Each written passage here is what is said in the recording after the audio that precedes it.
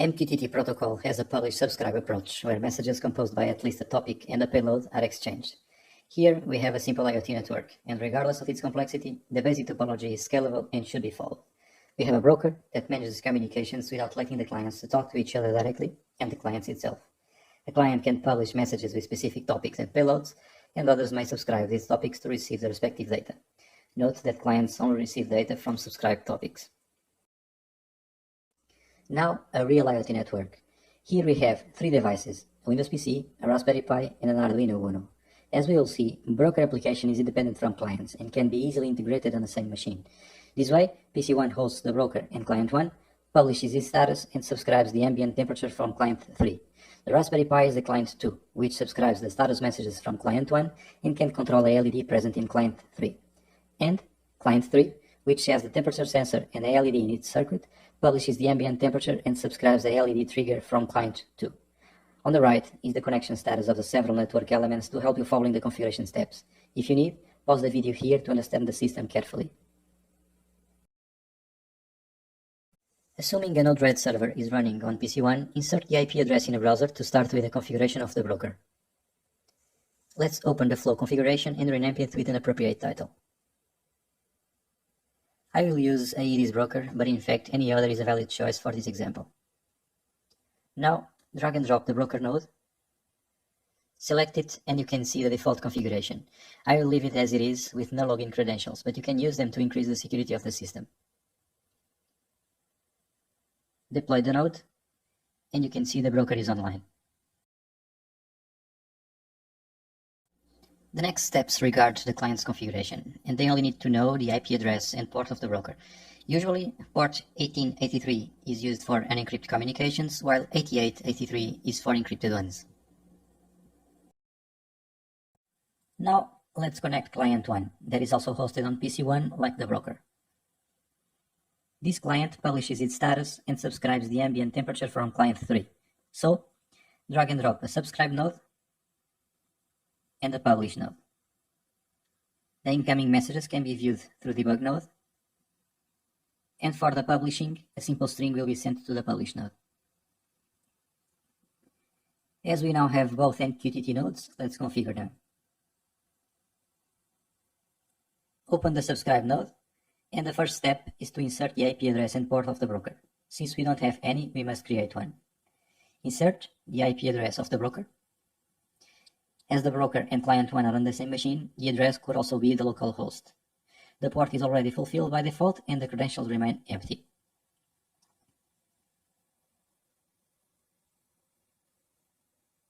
Now we need to insert the temperature topic we want to listen and click Done.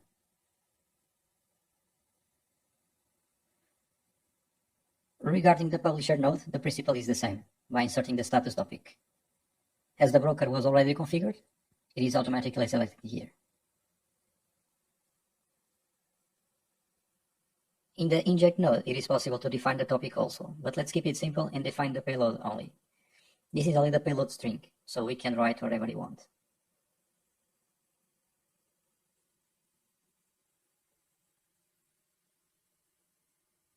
Click Done,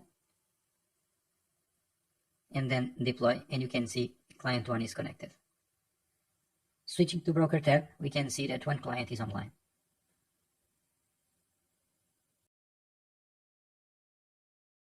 Broker and Client 1 are currently online, thus PC1 device is fully configured.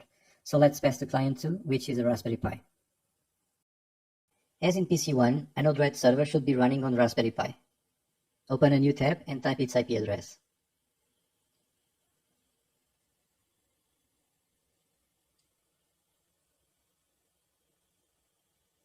This client publishes the LED trigger and subscribes Client 1 status. And for that, drag and drop a subscribe node and a publish node.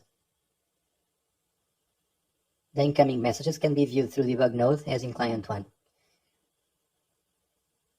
And for the publishing, two simple strings will be sent to the publish node, one for turning on the LED and the other for turning it off.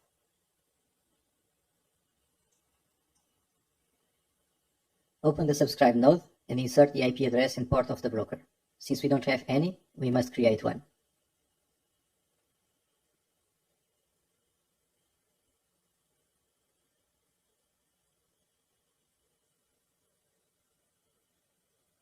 the port is already fulfilled by default, and the credentials remain empty.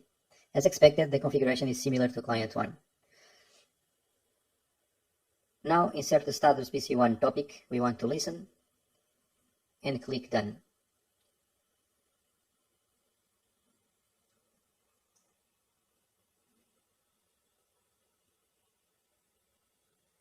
Open the Publish node and insert the topic LED.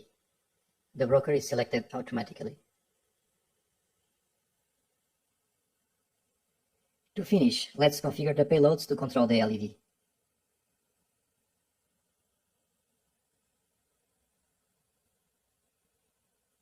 These messages should be correctly interpreted by client 3.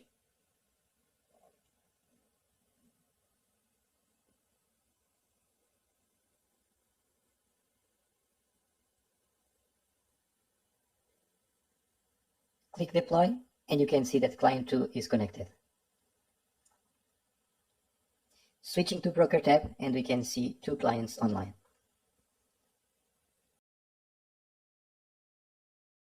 At this point, the system only waits for client 3 to become complete. You can see the respective circuit, which is pretty straightforward, with the DHT11 sensor on the left and the LED on the right.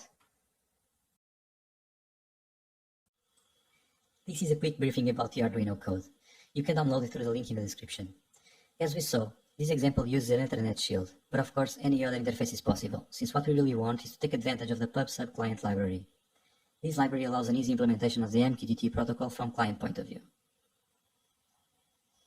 And now let's see some functions. This callback is an important step to format the messages in a more friendly way to use in our application, and it's called an heavy arriving message. Here we have the connection data and both network objects, Ethernet and Mqtt. The first one regards the Ethernet shield communication. And now let's see both main functions of the Arduino. The setup function, where all this stuff is initialized, and the loop function, where first we control the runtime of the Mqtt client object and monitor its state. And below we have 2 basic functions. The first, to control the LED based on the receiving messages under the topic LED, and these messages are published by client 2. And the second publishes the ambient temperature under the topic temperature. In this network, only client 1 subscribes this topic. And this finishes the configuration of client 3. Now we can see the connection with the broker.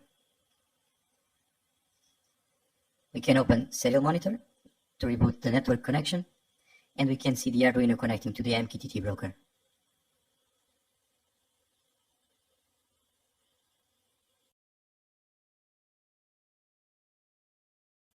And from the broker side, we can see now that there are 3 clients connected.